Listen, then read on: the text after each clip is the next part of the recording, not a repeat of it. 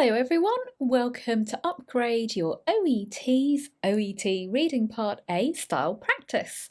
This session is going to focus on which text contains questions, which for those of you who know and have been practicing for your OET, these kind of questions come right at the start of your reading paper.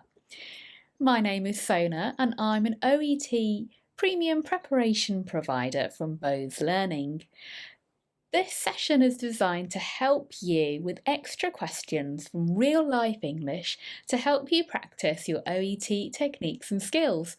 And if you want to know more about how to develop these techniques and skills, then why not check out our Udemy course, which is a short focused insight into the OET reading subtest. I'm going to put all the information that you need into the information box below, so have a look at that. And one more thing to ask, please don't forget to click like, share this with a colleague or a friend and subscribe to us so that you'll always get up-to-date information about when we post new quizzes or practice sessions. Today's subject is all about needle stick injuries. Why have I chosen this? Well, for those of you who know me and have been following me on YouTube for a while now, you know that I actually applied to become a vaccinator here in the UK. And first of all, they were oversubscribed. There were far too many people who had volunteered to become vaccinators. So although I did all my online training, I was not needed to actually become a vaccinator, but they got in touch with me quite recently to ask me if I still was interested, and I was, and they finally sent me for my practical part of my learning. And what happened to me was that I didn't know how to take the sheath off the actual needle itself. So all of you healthcare professionals know that the needle is protected with a sheath, and I didn't know how to take the sheath out safely, and I managed to injure myself and poke myself with the needle. I was therefore injured. I had blood everywhere, which I had to, of course, wash off and then wear gloves and continue with my practical training. I still haven't completed my training yet. If you're interested, I still have to do my basic life support training, and when I do that, I will let you know. But back to the OET reading then. Reading Part A, of course, contains short related text about a healthcare topic. And it's the kind of text that you would read with a patient in front of you. So it might be a flowchart or a table, it might be about information about symptoms, or it might be a treatment pathway. And as you've got your patient in front of you, you just want to quickly check dosage or what to do in this situation, and therefore you refer to the necessary information. The question types in Reading Part A are which text contains information about. That's what we're focusing on now. There are also short answer and complete the sentence questions, and we'll come back to those in a later session. Now, just to remind you guys, I'm not a healthcare professional. I'm an English teacher who's been working for over 15 years and who has done my premium preparation provided course training. Therefore, all the information I get, which is clinical or health related in any way, comes from reputed sources such as the Royal Children's Hospital in Melbourne. And this is exactly where I got all my information from.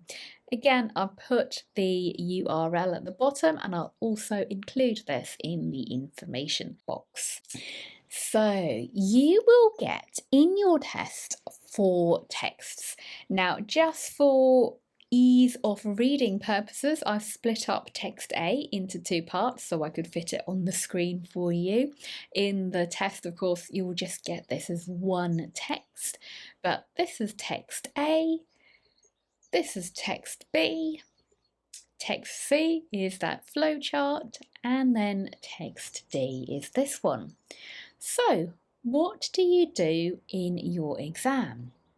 Well, the technique I would advise is to skim each text to get a general understanding of it. So that means looking at the headings, looking at the bullet points, looking at any words in bold so that you get a good orientation of what the text is and where the information is located.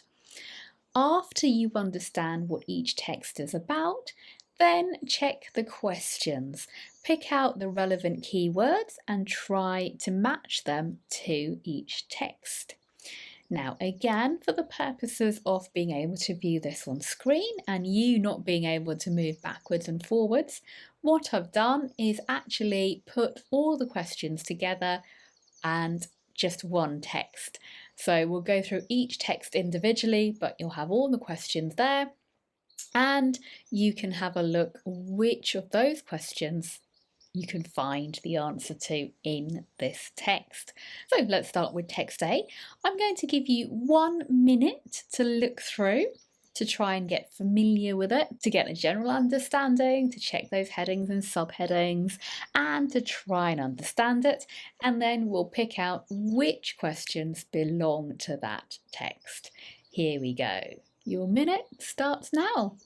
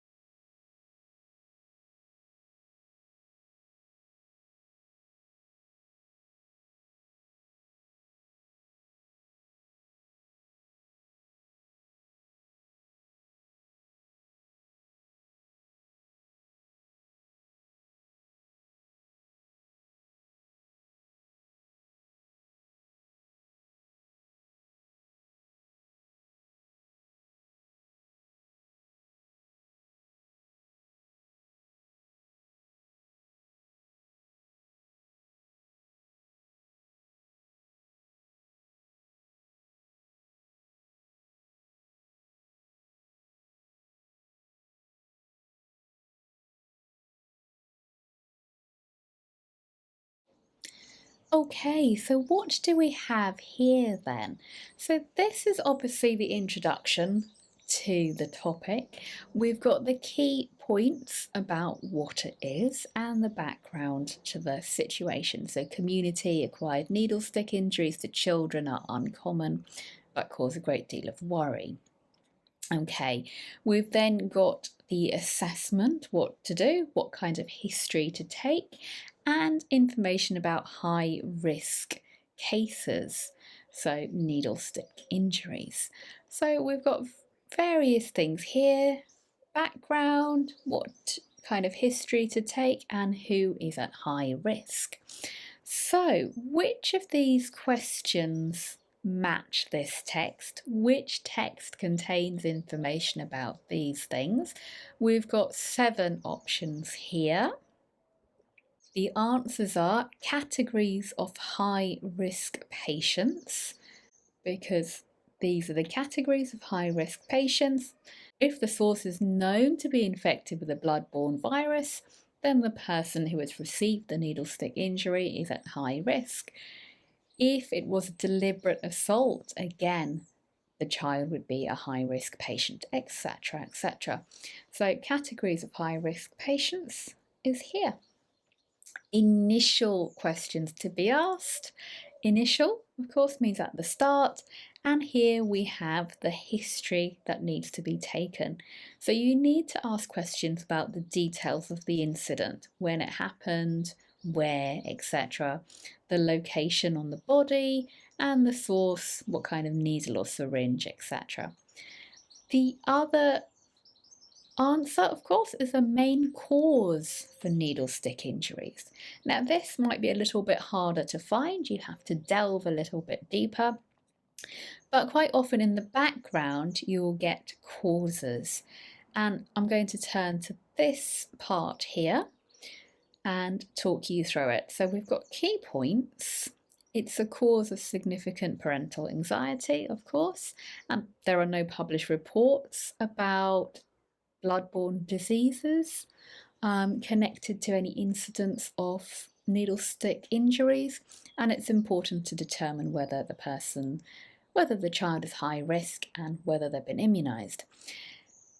Nothing about it here, but here we have background. Community-acquired needle stick injuries are uncommon that cause a great deal of worry, naturally. And this is the important bit here.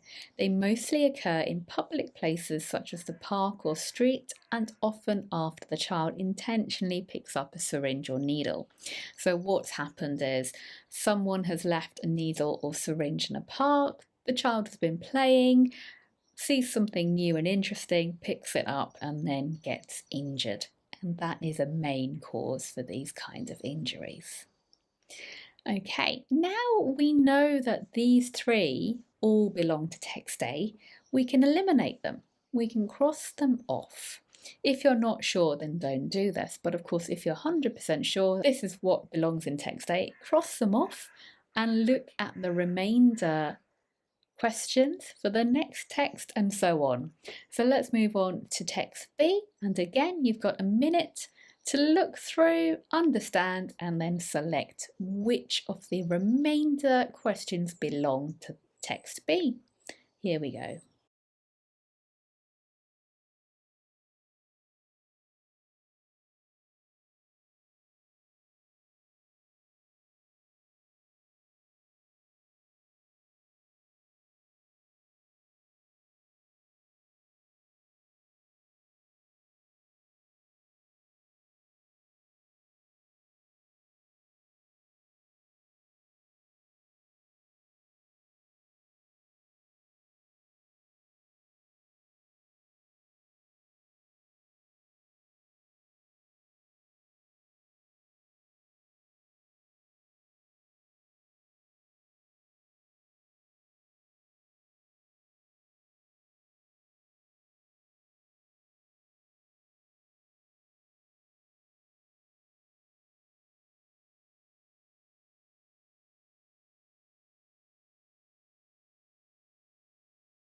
So here we've got information about management, assessing and managing any injuries, applying first aid, disposing of the needle, and then if the child is high risk, what to do.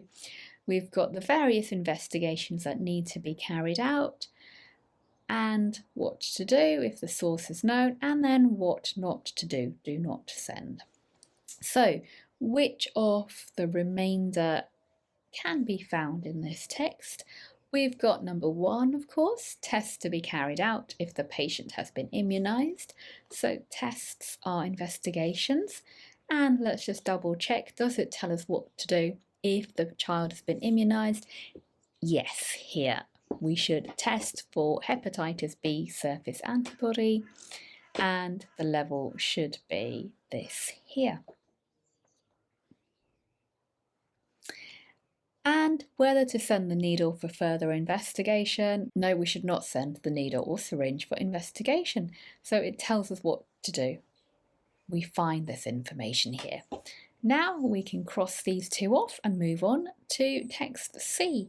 Again, 1 minute to read through that.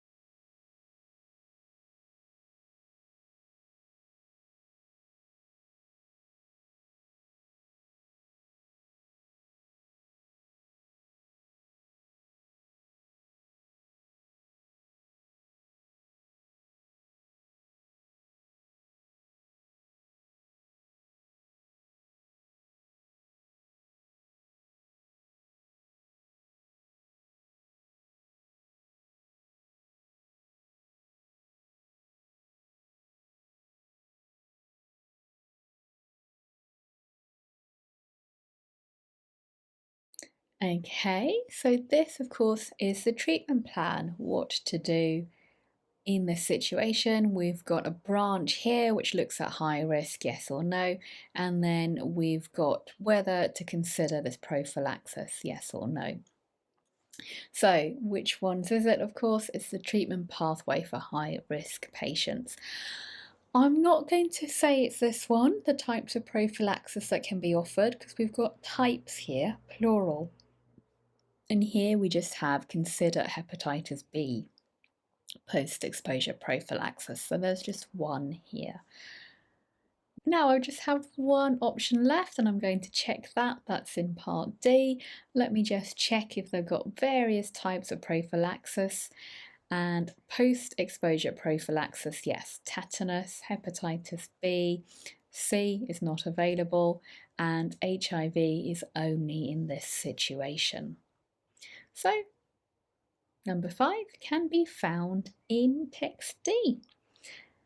Well, I hope you found that technique practice useful. We'll come back to these texts in a later session where we'll go through the short answer and sentence completion questions.